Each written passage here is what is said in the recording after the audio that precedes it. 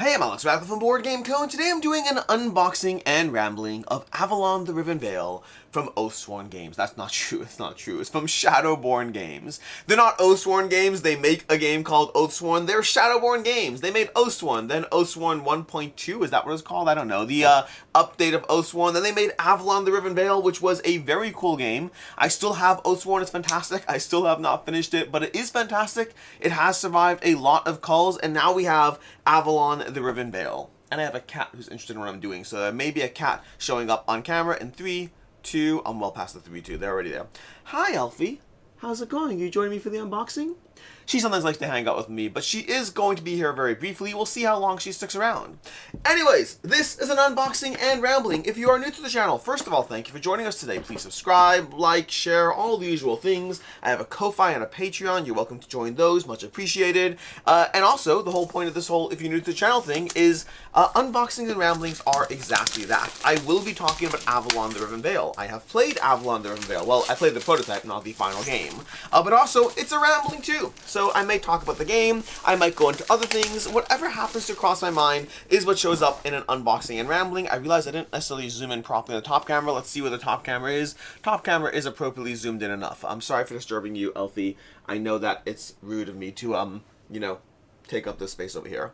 Anyways, Avalon the Riven Veil, I am very excited for this game. See, one of the things about covering games, both prototypes, well, I guess this problem is more of a prototypes, but in general, playing games is very exciting. I love playing new games. I am very much a cult of the new personality over here. I don't know if I showed you this over here. So we got that. We have our, little pamphlet thingies. I'll see what these are in a second. We have our rule book. We have our, what is this? What is this? This is a rule book? This is a rule book, and this is a rule book. That is a decision. Let's go ahead and get into this. But, what was I saying? I was saying that, before I get too far into this channel is sponsored by Allplay.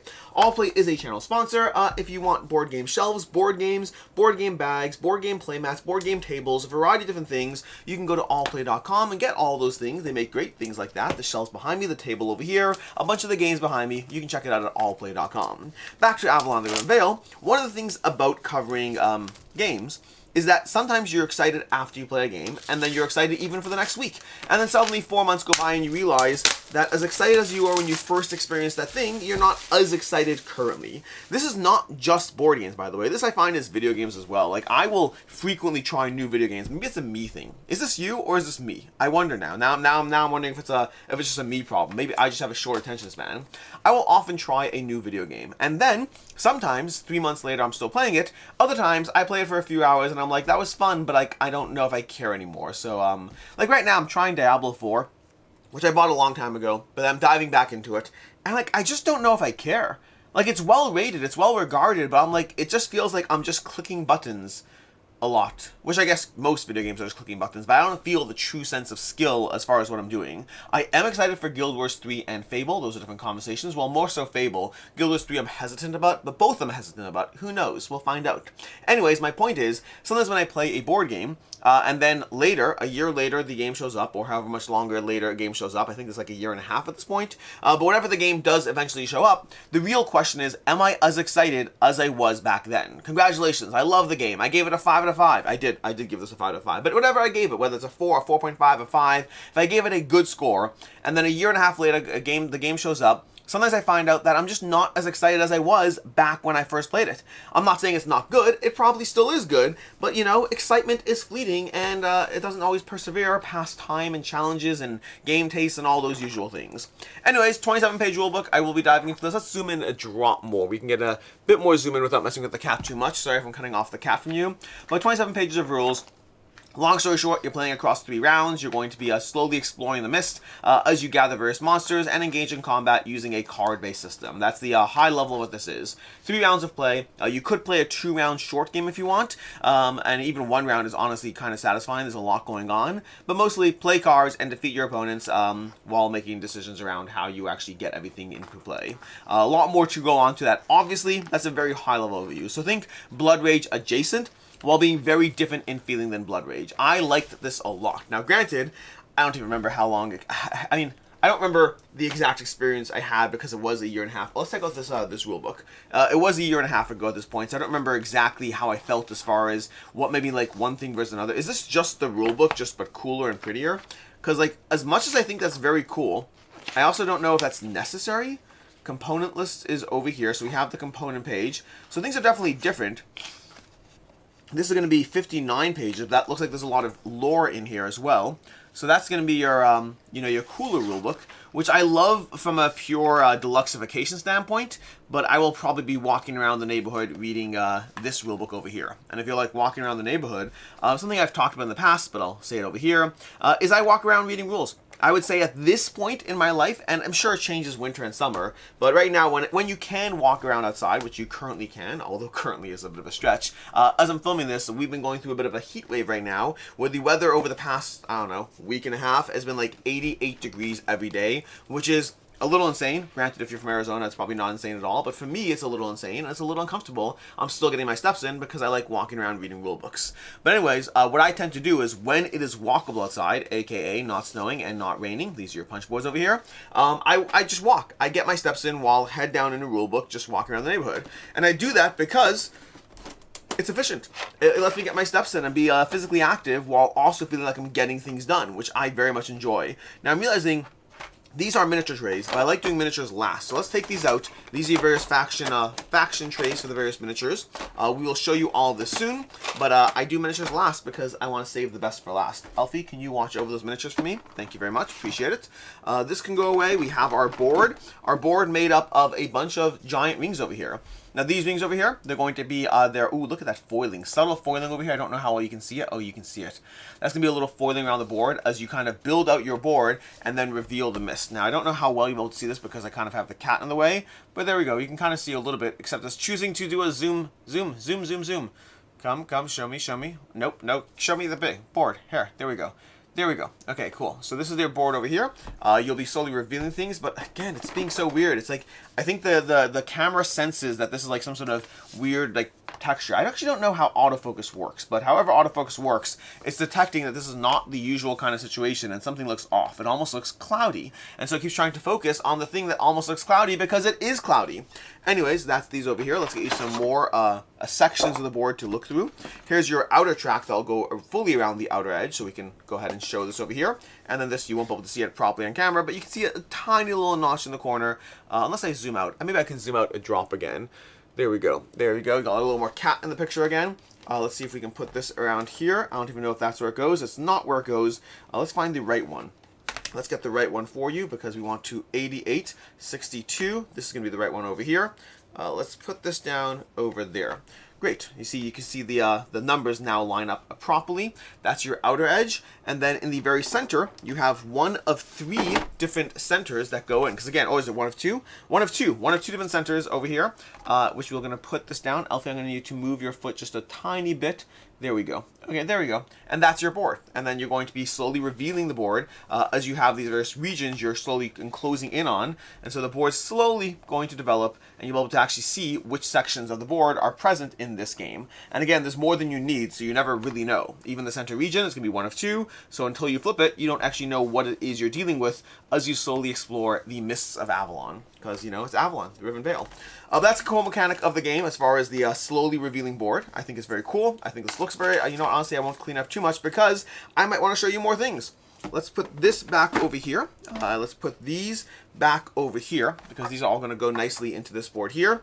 And then we'll put these over here just so you can see how everything fits into your board. And the rest I'll leave here to be able to actually show you as I put up miniatures soon enough.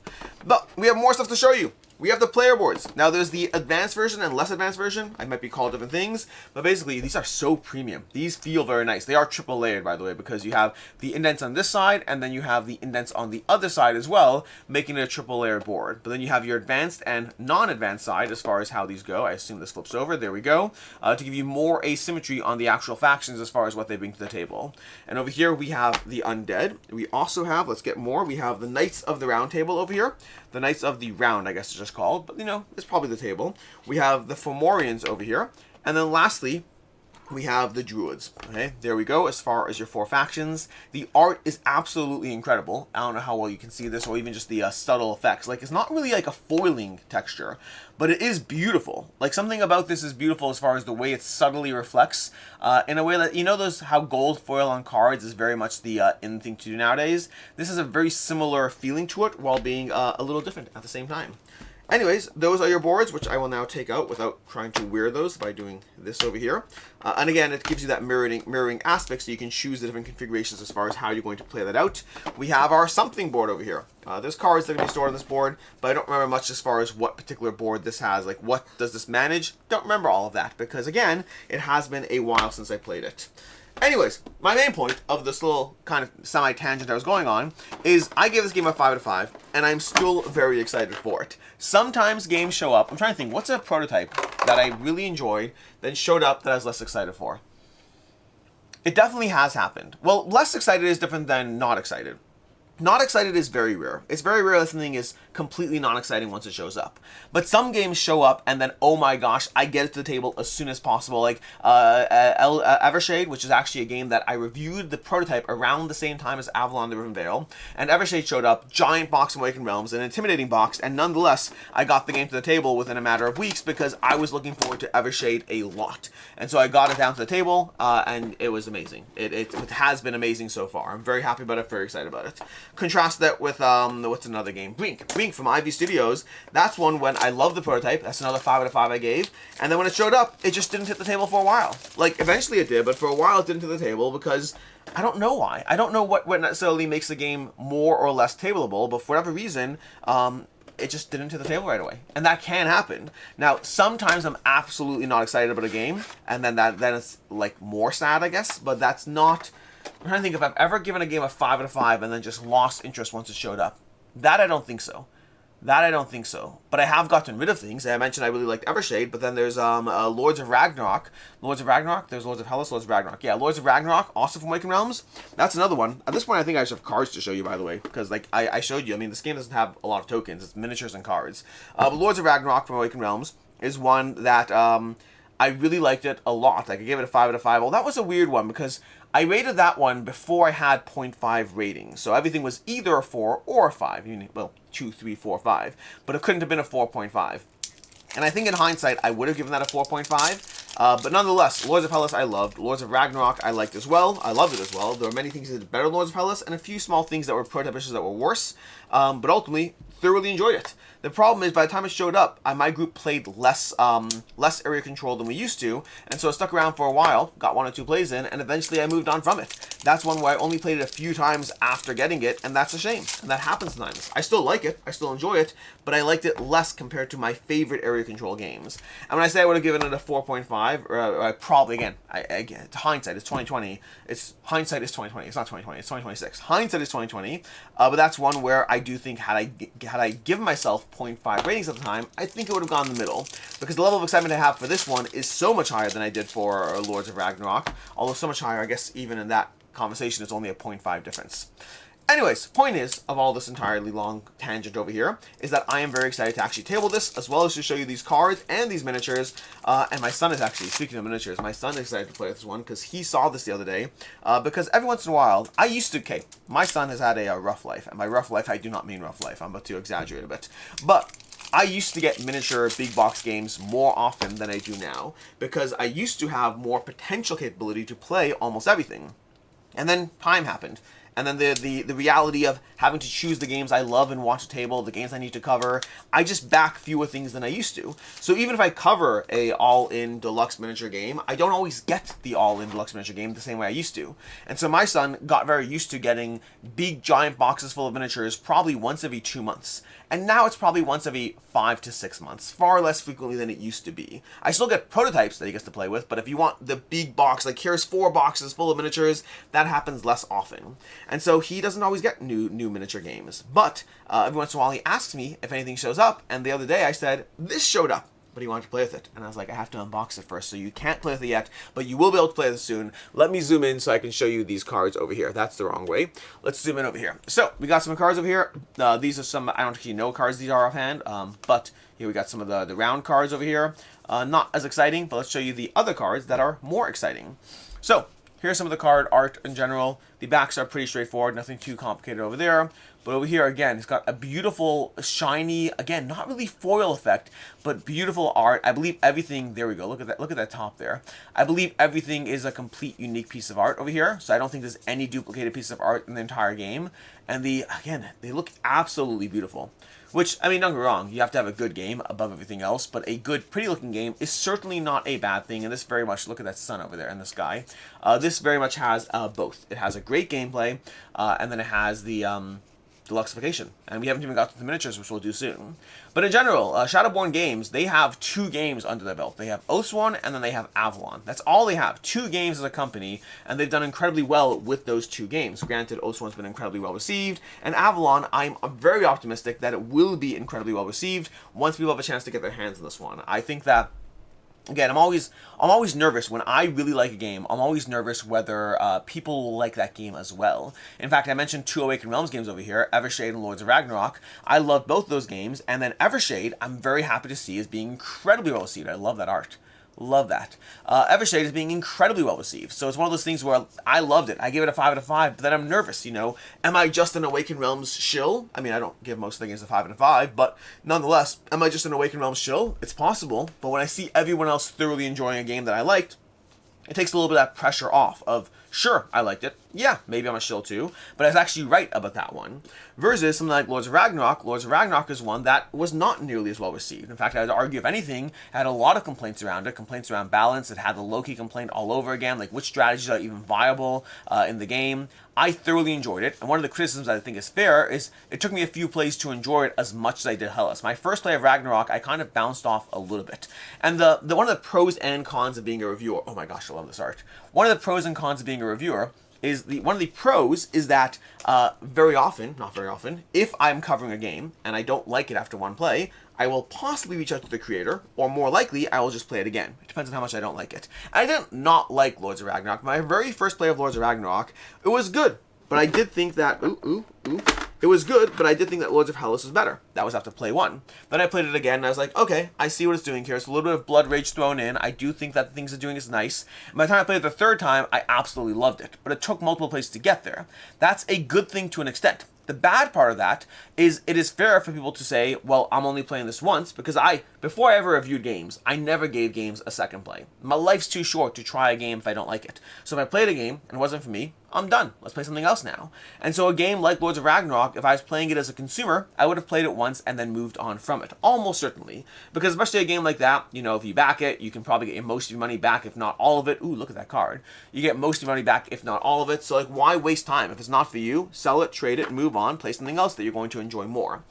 But the tricky part is when a review assistant says, oh my gosh, it's a great game, and they played it multiple times to achieve that, if you don't, you're like, okay, well, they're wrong. And that's something that does happen. I only played it multiple times, meaning it's a weird balance of life that, on the one hand, there's a criticism of the public, of you, me, whoever, that we don't give games enough time to shine. We are almost incentivizing board game company creators to make games that show a lot of charm on their first play, because we won't give it multiple plays if it doesn't show that charm at the first play, which means we take away some of the possible depth that a game can have, because it's so important that you make an excellent first impression, and not as important you make a long-term impression.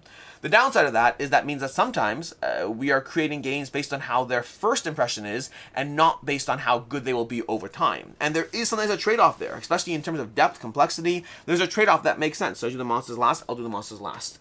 And so it's this weird dichotomy as far as how the ecosystems work when our attention spans are that limited. But I also think time makes sense that they're that limited. Like, it makes sense. These are just challenging problems that I don't have the answers for. What I do have is a bunch of cool looking miniatures. So let's go ahead and show you some miniatures over here. These are going to be the individual faction boxes first, before we dive into the, oh my gosh, these are, and even the miniatures, like, even these are all, like, totally unique. Look at these. I'm going to show you these over here. These are all completely unique.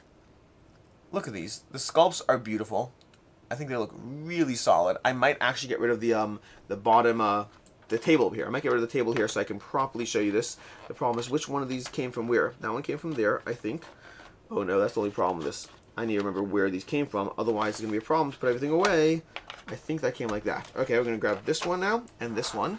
Let's remove the boards so that it doesn't focus, because I want you to be able to see things and not be distracted by that. The cat is sitting there stretching its legs. Alfie is, you know, adorable. They like company. One of the things I find very charming about cats, well, not all cats, I guess, but my cats for sure, is they like company. So they like being around people. They don't necessarily want to be overly affectionate, but they do want your presence. So they show up where I show up. They relax where I relax, and that's kind of fun in a way. Anyways, we got another miniature over here. So we got this guy over here, and then we got this little beetle over here. this guy, which I had most of these in the prototype. Like, a lot of these do look familiar. That's going to go over here. You're going to go over here. And then we have some of these guys, which these guys I believe are not unique sculpts. I think there's 2 of each. So I'm going to show you the 2 we have of each, but I'm not going to show you every little, repeated sculpt. These are the tiniest little warriors. A little hard to see the detail on these. These are very, very small, but the detail is pretty solid over there. Anyways, I believe I was saying something about how Shadowborn Games only has 2 games, but they're both been well received. No, I was saying that I think this will be well received, but ultimately time will tell. Let's put this over here. We'll see how well it is. I think you'll enjoy it, but I am very curious as to, whether I'm right or wrong with that, because it's not like, ultimately, like what you like, don't like what you don't like, that's totally fine. I just have a selfish ego vested interest in being right. And being right just means if I say a game's good, I want other people to think that game's good too. Sometimes I'm not. Again, Lords of Ragnarok's one of them. Aquatica is a game I love that people merely like. I think, what's the new one? Spectacular. I'm loving Spectacular. People seem to be okay with it, but it doesn't seem to be getting the same level of praise. Druids of Adora is a fascinating one. That one seems to be dividing reviewers left, right, and center. Like Thinker Themer, I think it was their favorite game of the year last year. I absolutely love Druids of Adora. I still haven't reviewed Druids of Adora. It's on my review shelf. I just haven't reviewed it. I've played it plenty of times, haven't reviewed it yet. But Druids of Adora is absolutely amazing. It's a 5 out of 5 for me. Incredible game experience, and that people seem to be very mixed. Brothers Murph were mixed in it. Dice Tower was mixed on it. And then, Thinker Themer is right about it. Not to cause any fights or drama, but they were definitely right about it. This one, I don't love how that goes in here. Honestly, these, I'm worried I'm going to hurt these based on the way they are stored, which I don't love. But we'll put it there now and we'll hope for the best. We have another one of these over here. And then we have this guy, their little monster. And then we have the main hero, the leader, so to speak. So here we go, as far as more of these minis over here. But anyways, what's next for Shadowborn Games is an interesting question that I do not know the answer to because, well, I'm curious how did I put this back in? Did this go in like this? I think it did go in like that. Okay. But I'm curious what else is going to be next as far as what other worlds they explore, what game comes after for them. Like, there's a variety of companies that have really managed to survive on a handful of games. Like, Orange Nebula is another one. Orange Nebula survived for a long time on just Vindication. Then they brought Unsettled to the table. And then from there, they have Spiritfire coming eventually, but that's not even here yet. And they just don't have a large library. How does this go over here? This had to have been like this. But if that's like that, then that means that couldn't be like that. How did you go in here? Oh, you must have gone in like there. Okay, I did it. I found it. But then how did you go? You must have gone in like there. Okay. Okay, I think I figured it out. Ish, probably. Okay, cool. Good enough. Anyways, Orange Nebula has kind of survived on Vindication and Unsettled primarily. Spiritfire will eventually come out. What other companies just have a handful of games under their belt? There are others. Because obviously Chip Theory Games has expanded well past their original, like, Too Many Bones and Hoplomachus. Like, Hoplomachus was, like, one of their original games from Chip Theory Game. Like, way back when. I had the original Hoplomachus before they redid it into, like, Hoplomachus Victorum and remastered and all that. But they are a fantastic company with, like, really built up. If you look at the quality of the original Hoplomachus, like, it was great quality, make no mistake, but, like, the shift between what they originally did and then what that company became, insane. Absolutely insane. But there's a lot of companies. I'm trying to think, what other companies have a handful of games under the belt? Oh, what's it called? Red Zen? Red Zen has Scarface, and then they have, like, Nexus, and they have a new one coming up as well, but primarily Scarface is, like, their main game. What other companies? I feel like there's a bunch of companies that are easy choices. Tenaris Adventures, Dragori Games, they finally started expanding into their other games like Odolin and all that, but like for a long time it was just Tenaris Adventures and that's it. And that's the only thing they brought to the table. So it always is interesting. Sky Kingdom Games, they have a few games technically. Isofair and Gar is obviously going to be their biggest one, but they also have, what do they have? I love that. I love the little line, I'm going to show you that again, the line along the banner here. I love that. Sky Kingdom Games had a few games before Isofarin. Isofarin, though, was their big breakout hit. And then since then, they've added the Waste of Parts. They have that Dungeons of Infinity game. So they have other stuff, but they're primarily known for that big one, at least currently. What else? Who else? There's, what's it called? No, they have more. Who else has a handful of games? Cephalofair, to this day, is a company that's basically built on Gloomhaven. Again, technically they have other things, but they are a company that is absolutely, like these, the Undead. These are very cool sculpts. Like, the detail work is the same. But Cephalofair has, like, they have Gloomhaven. They have founders of Gloomhaven or whatever it is. They have that other game, but it's primarily just Gloomhaven as their main entity, and then Frosthaven and all that. So they have expanded, but within the universe. And again, they've done incredibly well with this one game. Kingdom Death Monster has done incredibly well with Kingdom Death Monster. That's what they do over here. These sculpts, I'm telling you, sculpt-wise, the Undead faction, easily my favorite. The detail on this stuff is incredible. My son's going to be very happy. Hopefully he doesn't break any miniatures. And he very rarely breaks miniatures, for context. This is not like a common issue I have to deal with. I would say it's very, very infrequent that, oh my gosh, it's so cool. But yeah, he plays with miniatures, but he's very careful with them. Although, to be fair, I do have a pretty consistent rule that everything has to be on the table. Like, miniatures don't leave the table. Like, you open a game on the table, or it could be different tables in the house too. I don't care which table, but it does not leave the table. That's the rule of how, as far as how I keep order, because I have found in the past that if I let him play with it on the floor, before you know it, there are toys everywhere and there's miniatures everywhere. And time again, look at that cape. It's absolutely incredible. But yeah, these miniatures are really. When you get this, is there not a overlay for this faction? That's a weird situation. Did I get rid of it? No. I just don't think there's an overlay for this faction. Must have missed it. Anyways, before we open the expansion boxes, we have more things. We have the various monsters, first of all. So we got this guy over here. Little promo character-ish. We got Vernax, the Shadowborn exclusive. Decent miniature over here. And they keep them a nice, reasonable size. Like, this is not Blood Rage. We have gigantic miniatures on the table. I don't mind gigantic miniatures on the table, to be clear. But, like, it's not a bad thing overall to have some degree of restraint. I think restraint can be a good thing, even though I want gigantic miniatures. Like, it's like, you know what I have the giant Galactus from Marvel Zombies, because why wouldn't I? I love that game. But the giant Galactus ultimately took up a lot of space until eventually I moved to the attic, because as much as I love a giant miniature and the toy factor of it all, push comes to shove, I never actually play with the giant miniature. It just took up a big, giant section of shelf space, and then once it was no longer, you know, cool enough, it went to the attic, where I still have it. I still kept it. I don't know why I kept it. I probably should sell it, honestly. I should look what it goes for on eBay, because I don't think I'm ever going to play with Giant Galactus. It's very cool. I just don't think I'm ever going to play with it. I think that, practically speaking, like, some of these, like, cool pieces... In fact, I actually wanted at one point to get the Giant Cthulhu. Not the first campaign, but the second time they brought it back from the Cthulhu That May Die. But then I didn't, and I have no regrets over that, because, again, it would be a giant, very cool piece that... My son would love it. My son would love it. But even he plays with Giant Galactus occasionally, but not as much. Not as much. Also, whenever I say my son, I have multiple kids, but I have one particular son who's the most into these miniature games relative to my other children. In fact, all my children have their quirks and the things that they like and they're into, whether video games, board games, the types of board games, the TV shows they watch, or even the books they read. They all have their own individual quirks, and sometimes I'll refer to my kids just by, like, I'll be like, oh, my daughter's playing this, and my son's doing that, and all of this. Like, one of my sons is into Dice Throne a lot. I've brought that up in a bunch of videos recently, because it's just currently time sensitive. That's all. It's not time sensitive, it's time-based. It's timely.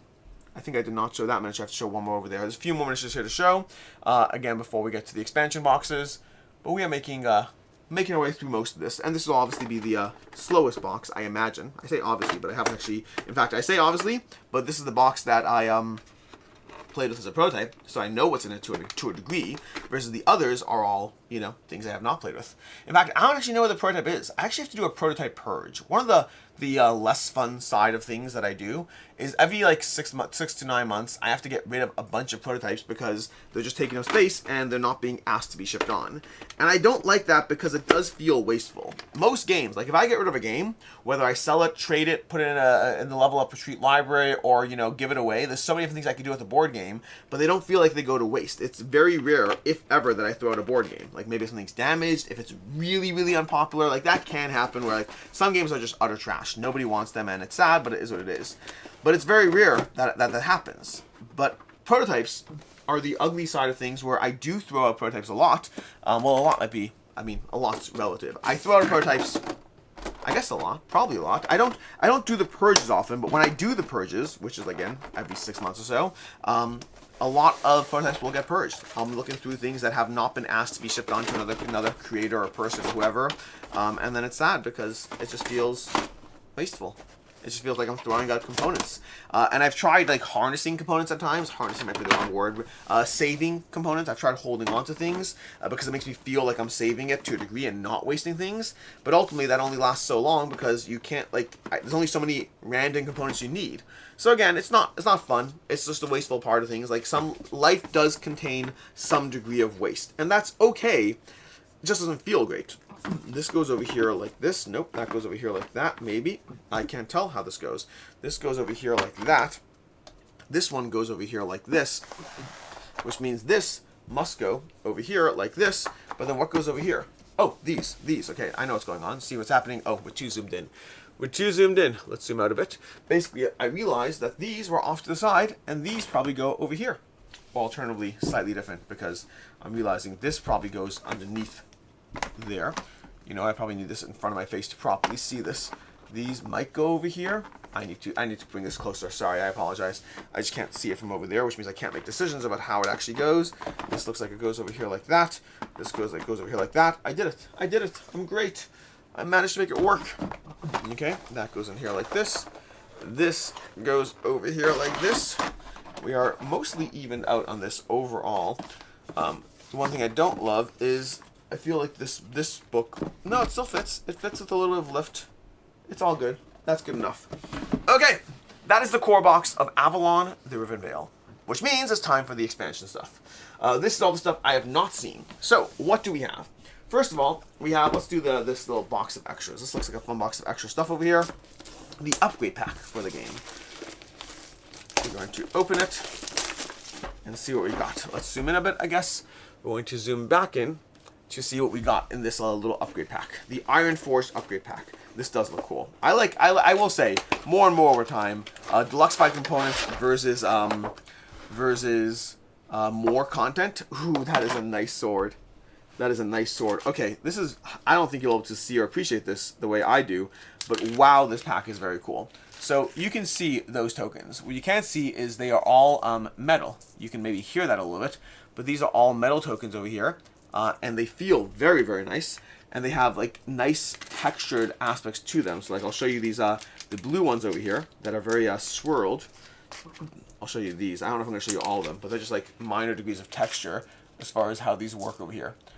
But I don't know if you can see the little swirls in them, but they feel very nice. They look beautiful, and they're all metal. I think this is called the metal pack because I think everything here is metal. We have a metal goblet over here. This is, you can't like show people the feel of things. You can show them this. This doesn't look like a great goblet. It looks fine, but it's metal, which makes it cooler. We have individual pieces over here. Like look at this over here. Like this is a metal token. Like it's very, very cool. We have a metal little crow over here, a raven, or a bird or something. We also have this one over here. So we have the undead faction with a little skull. The zooming in is not working great. There we go. A little skull through it over here. We have these other two factions as well. So we have this one, which is less exciting, honestly. I mean, it's very Crusader, but it's just kind of boring. It is still metal, but at least cool piece easily. And this one is another nice one. I like this as well. This is like that underwater faction. And then we have this one, this piece over here, which honestly is not coming out. So I need to, oh, there we go. Let's pull it there. We have a sword. It's a metal sword, which I love. You can use this. Oh, we can use this to go ahead and open the other packs in theory. I see no reason not to. There we go. Okay, where is that? Do you have a thing over here? That's so weird. Oh no, that's not there. I thought there was a thing over there. Anyways, then we have the coins over here. If I can pull this out, that is. So we have some of the metal tokens, metal coins. And again, these are nice. But metal coins are somewhat standard. They still have a nice degree of heft and quality to them. I mean, if you got this upgrade pack, I think you'll be very happy with it. And then more metal tokens. I think you'll be very happy with this upgrade pack to whoever got this. This is very, very cool. And I'll have to incorporate it into my base box. And it has a nice degree of heft and weight to it as well. And from there, we have our Mistwalkers expansion. So I'm going to show you this. And then we have obviously our one more expansion, the Myths and Monsters. So, the Mistwalkers. Mistwalkers, again, we got the same box foiling over here going on. We have our punch boards and things, and then we have these leaders or characters or whatever. That's a weird way that is over here. It's like a lid on a lid over here, although I assume the punch board tokens go there. But we have these various miniatures. So we can show you those. We have one for each faction, it looks like. So we have over here, and obviously one of the factions is going to be in the expansion box too, so we'll get that. And then we have our undead. I still think the undead have the coolest miniature sculpts overall. Although in this one I actually like the purple. The purple's very nice. Although white is, again, kind of boring overall. I mean, there's nothing wrong with it. It's just that compared to the quality of the other ones, this is like, you know, it's nice. And then this one is nicer. And then my favorite from this faction is going to be purple. Because if you look at purple over here, whatever the faction name, they're like blowing an instrument over here. It's like a fairy blowing a little bit of a flute or some sort of instrument. But either way, beautiful miniatures. Again, you got these sun-dropped, sun-shaded, whatever the terminology is, because Awakened Realms technically owns the sun-dropped concept, but there's many other things that you can call it for that same general process. Let's go open these over here. I don't want to ruin the cards. I need to get these sleeves as soon as possible. Oh my gosh, no. No, I just remembered. I just remembered the sleeve drama. These don't take standard sleeves. Oh no. Oh no, oh no, oh no. Okay. Well, I'm going to have to get my hands on sleeves for these, which I will do. Okay. Long story short, unless things change post-campaign, which I didn't see if they did, I don't believe these take standard sleeves. So you have to get like the sleeves from the campaign itself. Otherwise, you're kind of out of luck. But I will look into that and find out. And that was a decision I definitely disagreed with it. Much as I like Shadowborn Games, much as I like, I mean, their journey as a company has been fascinating. Like they have to deal with Oathsworn, but then everything that happened with COVID and shipments.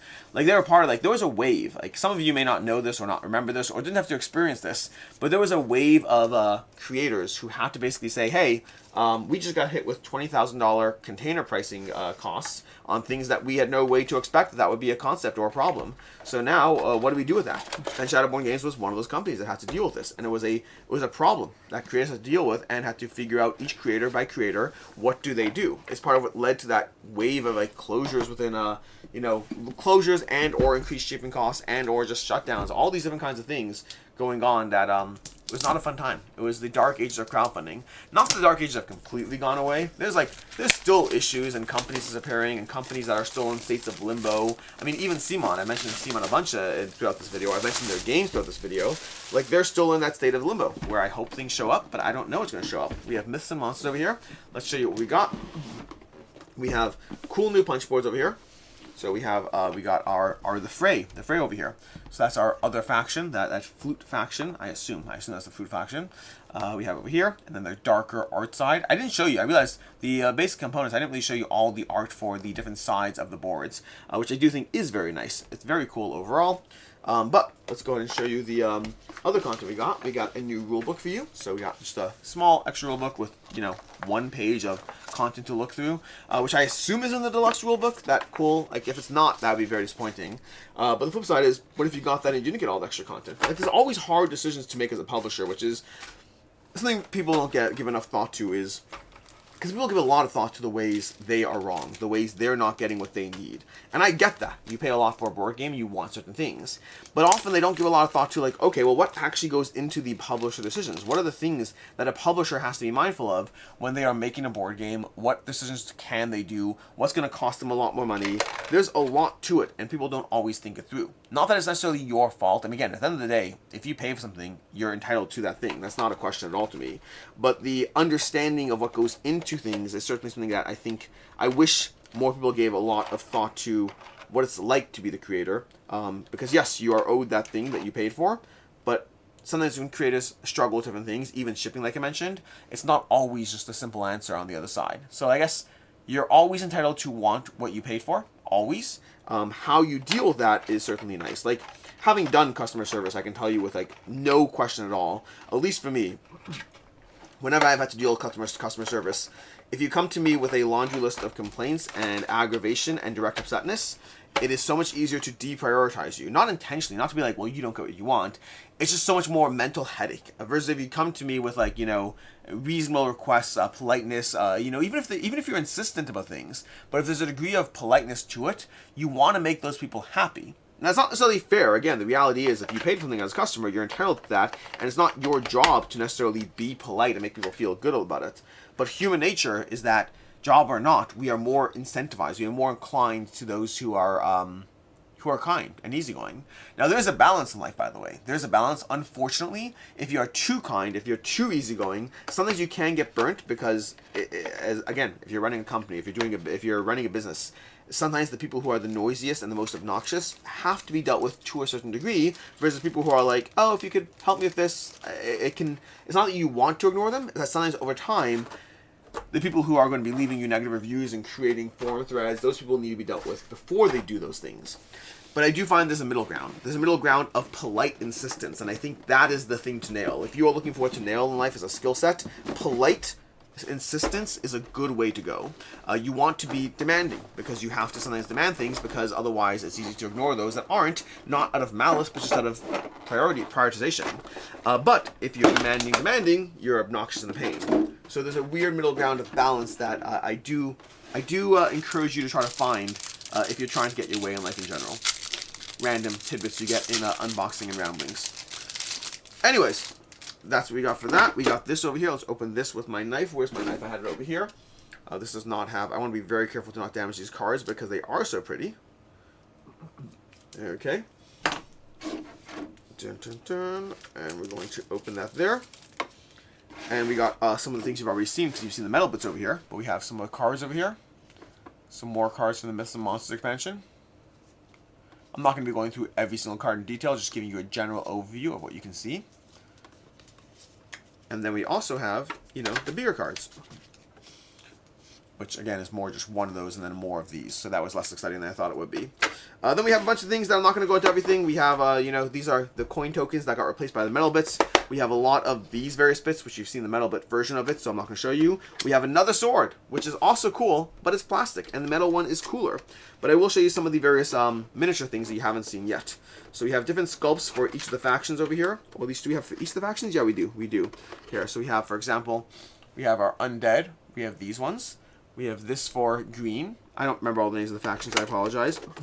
We have our white little castles for the, I'm trying to, like, I realize I'm trying to get these out over here, but I'm trying to put them back and get them out at the same time.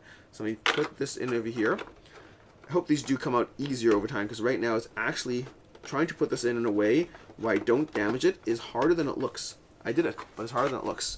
Because I'm trying to put it in with enough force that it goes in, but not so much force that it damages it. And that is a delicate balance. Why do I feel there should be one more of these? I don't know. I feel like there should be one more color in play. The pink ones. Oh, the pink ones. They're probably in the little pink faction box. Maybe. I don't know. Maybe not. Anyways, we got these. Or the pink ones use the... No, I don't know. I don't know. We got these two more over here. And that's enough of the little fortress areas. Which brings us to some of the various monsters. I love this shell over here. This is a very nice shell. He drops it immediately as soon as he says very nice. But like it's very like see-through and like feels cool. And we have this over here.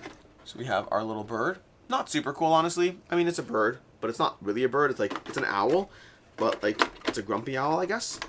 Then we have this. We have some of these. This is just like, you know, kind of a turtle with a rock back instead of a traditional turtle back. So that's a little different. Zoom, there we go. Focus, not zoom. And then we have this one over here. And that's a little carapace type creature.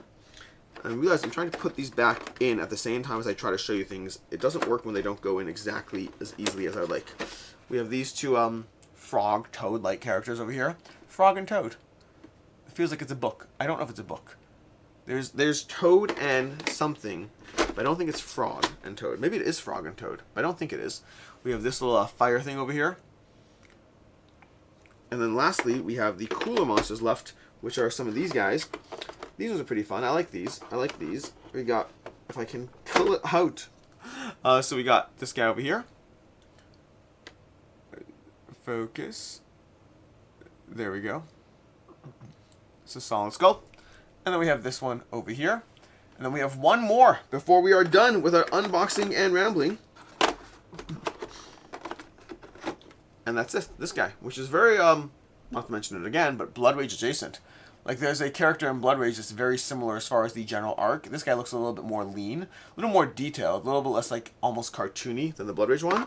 But I like them both. They both have their place. Anyways, that is basically it. That is your unboxing and rambling of Avalon, the Riven Veil from Shadowborn Games. I hope you have a chance to play your copy as soon as possible. I imagine there'll be ways to get this, whether conventions or... I don't know. I don't actually know their plans. Whether conventions, reprints, who knows what's going to happen. This won't go in the way I thought it would go in. So it has to go on top. Oh, this goes in here. This goes in here, like there. So let's take this out here. Put that there. Maybe not. This goes in here. Okay. We're learning. The good news is, like, I have an actual thing that I could look at. You know, when I actually did this, there was a, there's a video of me opening this. So if I can't figure out how it goes back, I can always just watch that video. Anyways, until next time, I'm Alex Backlund from Board Game Co. Hope you enjoyed this unboxing rambling of Avalon the Riven Veil. And as always, I hope you have a good one.